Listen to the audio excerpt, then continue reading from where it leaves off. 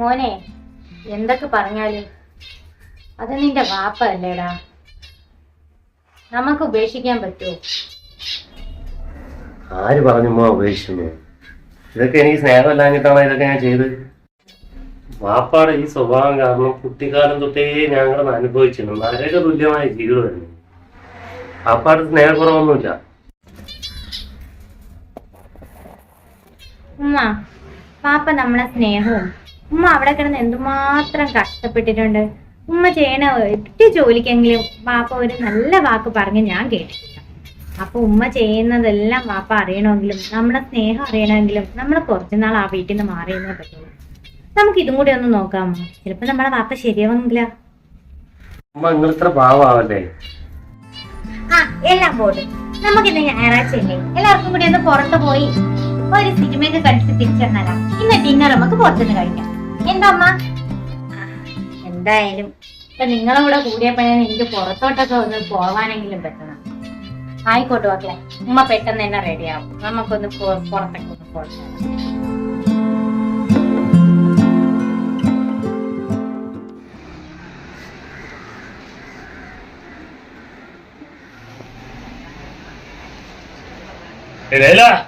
ചായ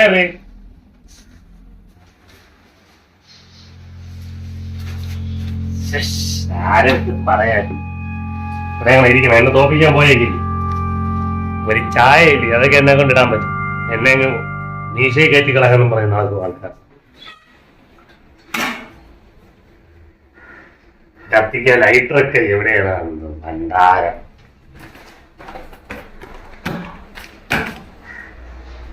ചായ ഇനി കടയിലാണെന്ന് കുടിക്കാൻ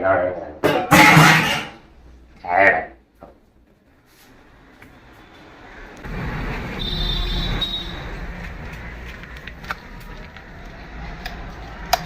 ഇതാര് കാതർക്ക? എന്താ പതിവില്ലാതെ ചായക്കടയിലൊക്കെ പോയിട്ട് കീസൊക്കെ നോക്കി എന്തരുത് എന്നുമുള്ള മോനൊക്കെ പോയായിരിക്കും അല്ലേ? അങ്ങനെ എനക്കെന്തടാ, പോണവര് പോവും. എന്നാരും ഓലപ്പാമ്പൊന്നും കാണിച്ച് പേടിപ്പിക്കാൻ നിൽക്കണ്ട. ഓ ശരി ശരി.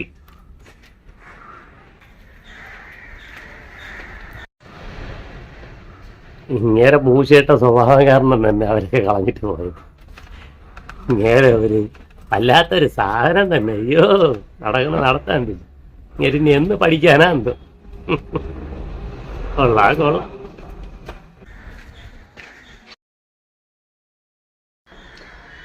പഴം വിശപ്പിനും അല്ലൊക്കെ തിന്നാ പോയി. നമ്മളെയാണ് ആളുകൾ പോകാൻ പറ. ആക്ച്വലിയായിട്ട് കഴിച്ചിട്ട് കുറെ ദിവസമായി. അബൂനെ ഒന്ന് വിളിച്ച് ജോലിക്കാരൊന്നും കിട്ടുമെന്ന് ചോദിക്കാം. നോക്കാം.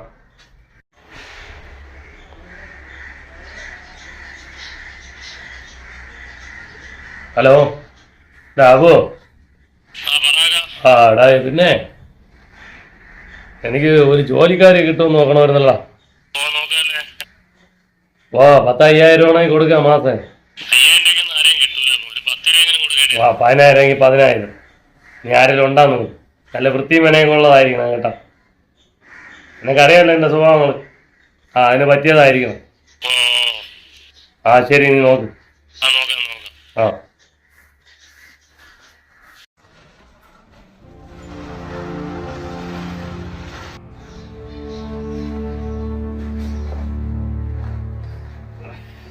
എല്ലാം നാശകോശമായില്ല, നാറ്റമായി. തുണി കഴുകാനും നിവർത്തിയില്ലല്ലോ. ഇനിയിപ്പോ അവള് വരത്ത് ഈ ചെറുക്കൻ ഇനി എപ്പോഴും ആളിനെ കൊണ്ടുവരണമാണ്.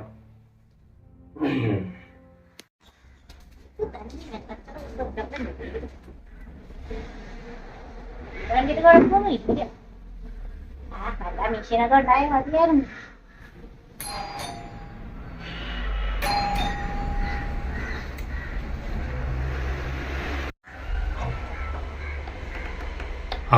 ഞാൻ അബു പറഞ്ഞിട്ട് വന്നേണോ? അതെ കാക്ക. കയറി പോയി.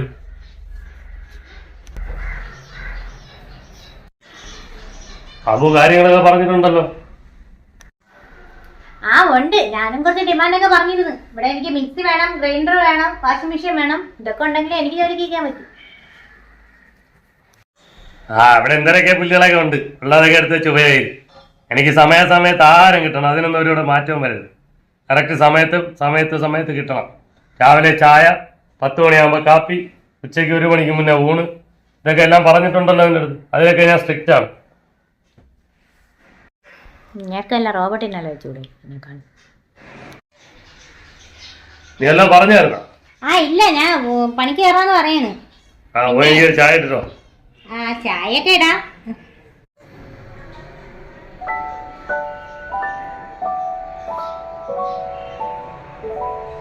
ചേടാ, ഇത് പ്രേതാലയായിരുന്നു. ഇതിനില്ല ഏത് കാലത്ത് വൃത്തിയാക്കി എടുക്കാൻ. ഇതെന്തൊരു യുദ്ധഭൂമിയാണ്. പാത്രം അത് ഇതൊക്കെ വാരി വലിച്ചിട്ടേക്ക് പാട്ടാറടങ്ങ് കേക്കണ്ടേരുന്നത് തിരിച്ചാവുന്നാണ് തോന്നണം.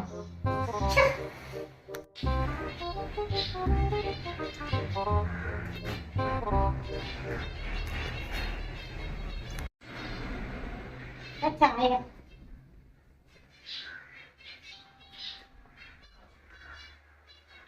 ഇതെന്താണത്? ചായ? അതേ ഓട്ട വെള്ളം ഉണ്ടാക്കി വെച്ചേക്കണ. നമ്മുടെ നാട്ടിൽ ചായ എന്ന് പറയും, നിങ്ങളുടെ നാട്ടിൽ എന്തോന്ന് പറയും? ഇതെന്തോന്ന് ചായ ഇത്? എന്റെ ലൈലിടുന്ന ചായ ഇതിനെക്കാട്ടി തങ്കമായിരുന്നല്ലോ. ഇത് എന്തോന്ന് ഇത്? എനിക്ക് ഇങ്ങനെയൊക്കെ ഓട്ട വെള്ളം കളിക്കേണ്ട തന്നെ കൊണ്ടുപോ. ലൈലെ കൊണ്ട് നോക്കിക്കൂടി. നാശം പിടിച്ച സാധനം.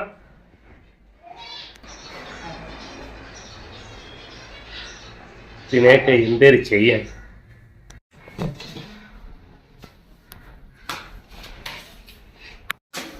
ഈ ഫ്രിഡ്ജിന്റെ മണ്ടയിൽ ഇല്ലാത്ത ഒന്നുമില്ല.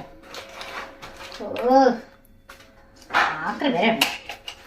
സോപ്പൊക്കെ ഫ്രിഡ്ജിന് വേണ്ടല്ലോ.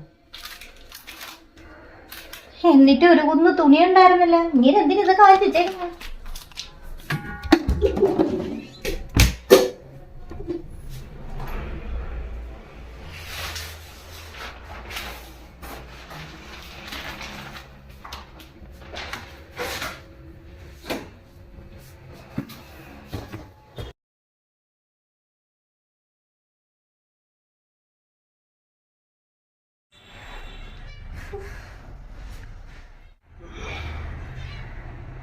നല്ല വിശപ്പല്ലേ?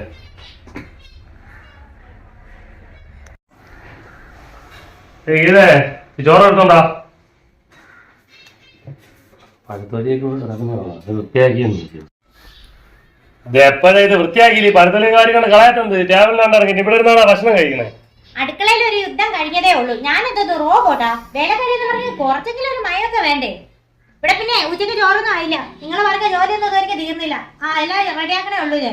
പിന്നെ പറ്റുമെങ്കിൽ ഇന്നൊന്ന് പുറത്തൊന്നും വാങ്ങിക്കണം. എനിക്ക് സമയത്ത് ചോറ് കഴിച്ചില്ലെങ്കിൽ തലകറക്കമൊക്കെ കയറണേ.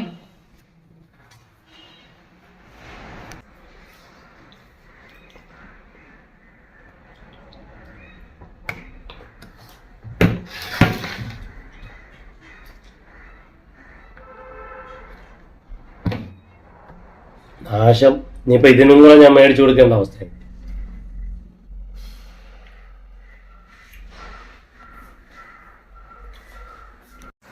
പിന്നെ സാറേ, പറഞ്ഞ പണിയൊക്കെ തീർത്തിട്ടുണ്ട്. ഞാൻ പോവേണ്ട കേട്ടോ. 5 മണിയായി. ഇന്ന് രാത്രിത്തേക്ക് ചപ്പാത്തിയും കുറുമ ഉണ്ടാക്കി വെച്ചിട്ടുണ്ട്. രാവിലെ എത്ര മണിക്ക് വരണം? എനിക്ക് 2 വീടുകളിൽ പോയിട്ട് വേണം ഇങ്ങോട്ട് വരാൻ. രാവിലെ 9 മണിയാകുമ്പോ വരണം. നീ 10 മണിക്ക് കാപ്പി കിട്ടണം. ആയിക്കോട്ടെ. ഇന്നത്തെ ജോലി നീ പൊക്കോ. ശരി.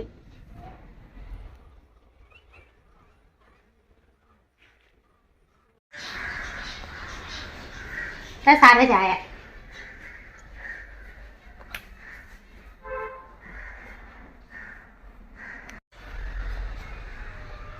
എൻ്റെ ഒരു ഗതികേട് കുടിച്ചല്ലേ വെക്കുള്ളൂ. എൻ്റെ പെണ്ണുണ്ടായിരുന്നപ്പോൾ അവളെ ഞാൻ കിടന്ന് പള്ളി വിളിയും ജവാരവും ചീത്തതും. ആ പൈസ കൊടുത്താണെന്ന് വെച്ചപ്പോഴത്തേക്ക് വാട്ട വെള്ളം കുടിക്കണ്ടാവും.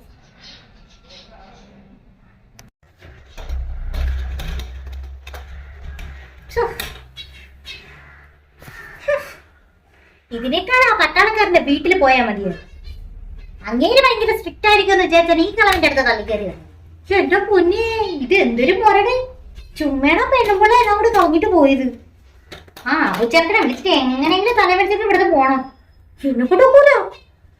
ഓ.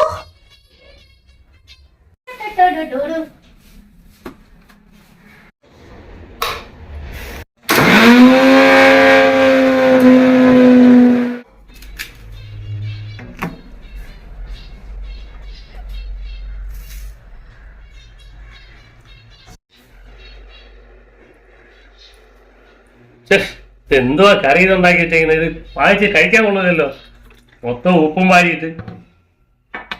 സാറേ എന്നെ കൂടെ പറയിപ്പിക്കരുത് കേട്ടാ. ഞാൻ എല്ലാ വീടുകളിലും ഉണ്ടാക്കുന്ന പോലെ തന്നെ ഇവിടെ ഉണ്ടാക്കുന്നത്. പിന്നെ പ്രത്യേകം എനിക്ക് വേറെ കറിയൊന്നും എനിക്ക് ഉണ്ടാക്കാൻ അറിയണം. നിങ്ങൾക്ക് പറ്റുമെങ്കിൽ എന്നെ ഇവിടെ നിർത്തിയാൽ അതെ. നിങ്ങൾക്ക് പറ്റില്ലെങ്കിൽ എന്നൊക്കെ പറഞ്ഞു വിടണം. 1000 വീടുകൾ കളഞ്ഞിട്ടാണ് ഞാൻ ഇങ്ങോട്ട് കയറി വന്നത്. അത് ആ അബുചെറുക്കൻ പറഞ്ഞോണ്ട്. അത് എന്റെ വേണ്ടപ്പെട്ട ഒരു ചെറുക്കനായതുകൊണ്ട് മാത്രമാണ് ഞാൻ ഈ വീട്ടിൽ ജോലിക്ക് വന്നത്. പറ്റില്ലെങ്കിൽ ഇപ്പൊ എന്നെ പറഞ്ഞു വിട്ടേക്കും എന്റെ ബാക്കി ശമ്പളം തന്നിട്ട്. പിന്നെ 10000 രൂപ തന്നെ തരേണ്ടി വരും. അത് വേറെ കാര്യം. ഇതെന്തൊരു കുലിമാല് പിടിച്ച ഏർപ്പാടായല്ലേ. ഈ ചെറുക്കനെ ഒന്ന് വിളിക്കട്ടെ.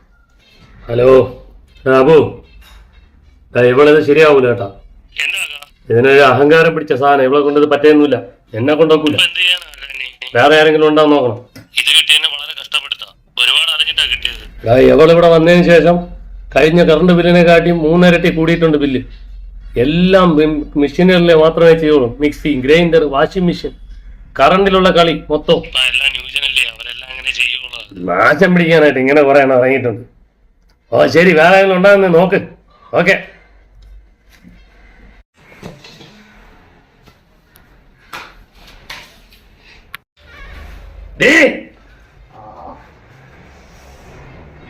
നീ ഷർട്ട് തേച്ചില്ലേ? ഇതെനിക്ക് കിട്ടാണ്ട് മാറില്ലേ?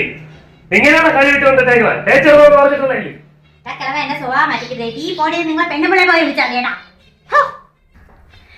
എന്റെ സാലറി തീർത്ത് തന്നോളെ. എനിക്കിനി ഇവിടെ പറ്റില്ല. താൻ പൊട്ടക്കണ്ടിൽ തവണയാണോ തവണ.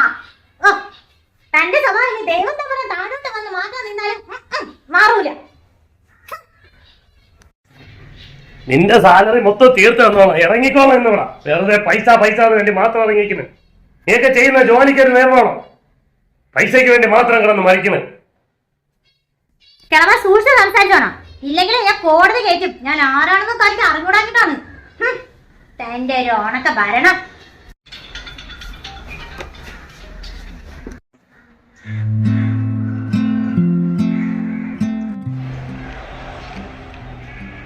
നല്ല ഇനം മുളകാണ്. കൊറേ ആയില്ല മനുഷ്യന്റെ കാര്യമൊന്നും അറിയാത്തോണ്ട് ഒരു മനസമാധാനം. അയാളെ കുസുമത്തിനൊന്നിപ്പിച്ചു നോക്കും. അവൾ അടുത്താണല്ലോ.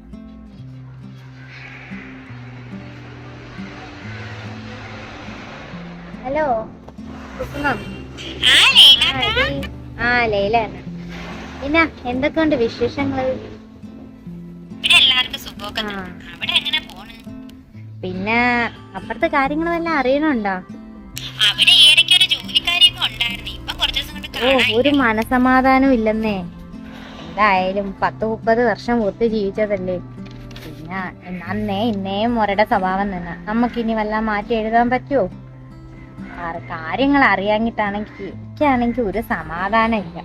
കുറച്ച് ദിവസം കൂടി ഇപ്പൊ ആളും അനക്കൊന്നും അവിടെ ഇല്ല കേട്ടാ. കരിയിലേക്ക് മുറ്റത്ത് കൂടി കിടന്നു. ജനലൊക്കെ തുറന്നു കിടപ്പുണ്ട്. ആളെ കാണാനില്ല. ഒറ്റയ്ക്കാണെങ്കിൽ ഒന്നും ചെയ്യാറിഞ്ഞൂടാത്ത മനുഷ്യനാണ്. എങ്ങനെയാണോ എന്തോ എനിക്കാണെങ്കിൽ ഒരു മനസമാധാനവും ഇല്ല. ഒരാഴ്ചയായി ഇരിക്കില്ലേ. നിങ്ങൾ പോയി നോക്കി. മുറ്റത്ത് കണ്ടിട്ട് ഒരാഴ്ചയായാ? ആ, ഞാൻ മോനോടൊന്ന് പറയട്ടെ. എന്തായാലും ഒന്ന് തിരക്കണമല്ലോ. ആ ശരി കുസുമ. ഇത്തരാണോ? ഞാൻ ചെറുക്കനോടൊന്ന് പറയാം.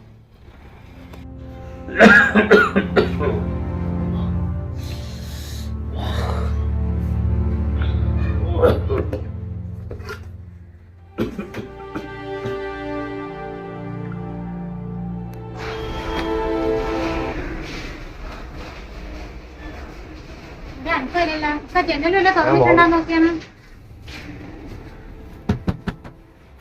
അപ്പാ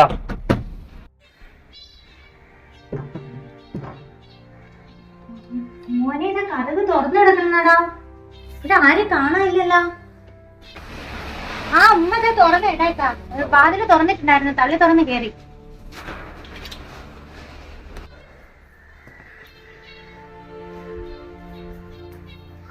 എന്റെ പടച്ചോനെ, ഇത് എന്തോന്ന് കിടപ്പത്? നീ ഇത് കാണുന്നുണ്ടാണെങ്കിൽ വാ, ഓടി വാ.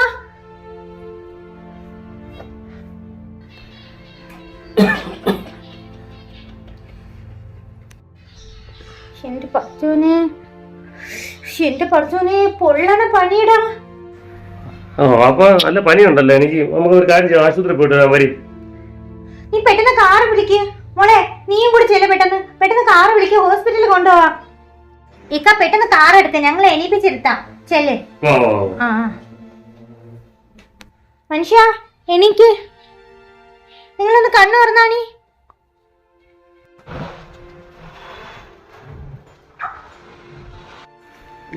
ഉമ്മ, ഞാൻ പാപ്പാക്ക് കുടിക്കാനായിട്ട് എടുക്കാം.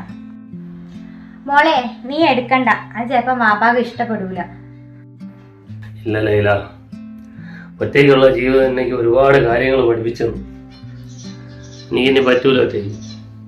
മോളെന്തായാലും കുടിക്കാൻ എടുക്ക്. ശരി പാപ്പ, പാപ്പക്ക് കടുപ്പം കൂട്ടി.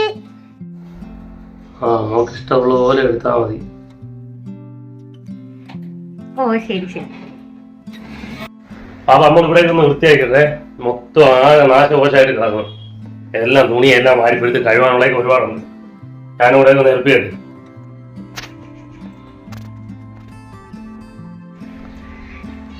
ചായ.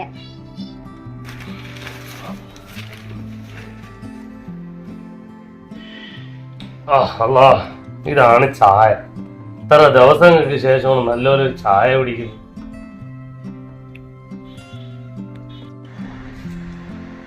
നീ ഇവിടെ ഇരിക്കും.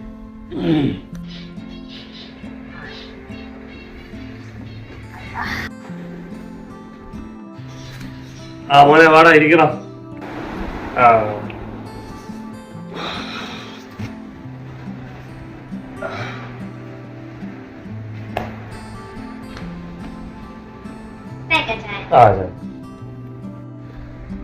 മോളെവിടെ പോണ? എവിടെ ഇരിക്കുന്ന? പത്രം എടുത്ത് വായിക്കാം.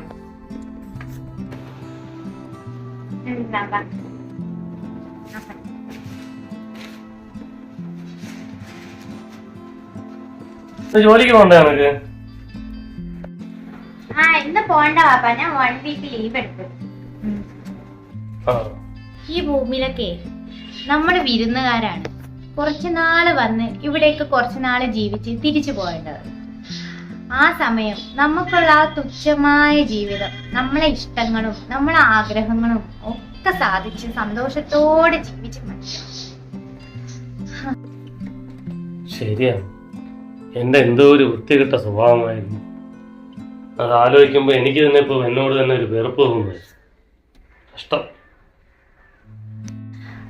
എന്തായാലും കുറച്ച് വൈകിയാലെന്താ, നമ്മളെ കുടുംബത്തിൽ സന്തോഷം തിരിച്ചു കിട്ടില്ലേ? അൽഹംദുലില്ലാ. ഓരോരുത്തർക്ക് ഓരോ കാര്യങ്ങൾ മനസ്സിലാക്കാൻ ഓരോരോ സമയങ്ങൾ. അപ്പോഴവനവൻ തനിയെ മനസ്സിലാക്കും. ഇപ്പൊ എനിക്കത് കിട്ടി, ഞാൻ മനസ്സിലാക്കി. തിരിച്ചറിവാണ് വാപ്പ ഏറ്റവും വലിയ സമ്പത്ത്. നമ്മൾ ഉണ്ടാക്കി കൂട്ടുന്നതിലും ഒന്നിലും ഒരു ഉപയോഗമില്ല. നമ്മൾ എന്തൊരു ചെയ്യുന്നോ അതിന്റെ പ്രതിഫലം നമുക്ക് കിട്ടും. അതാണ് നമ്മൾ ആദ്യം മനസ്സിലാക്കാറ്. ഞാൻ വാപ്പ ഉപദേശിക്കുന്നല്ല. ഉമ്മാക്ക് ഇത് മതി. നമുക്ക് എല്ലാവർക്കും കൂടി ഒന്ന് പുറത്തോട്ട് പോയാലാ? അത് നല്ലൊരു ഐഡിയ. നമുക്ക് പോയാലാ?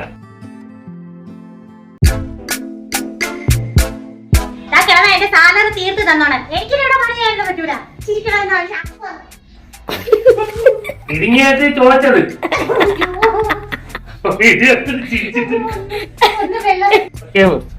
നല്ല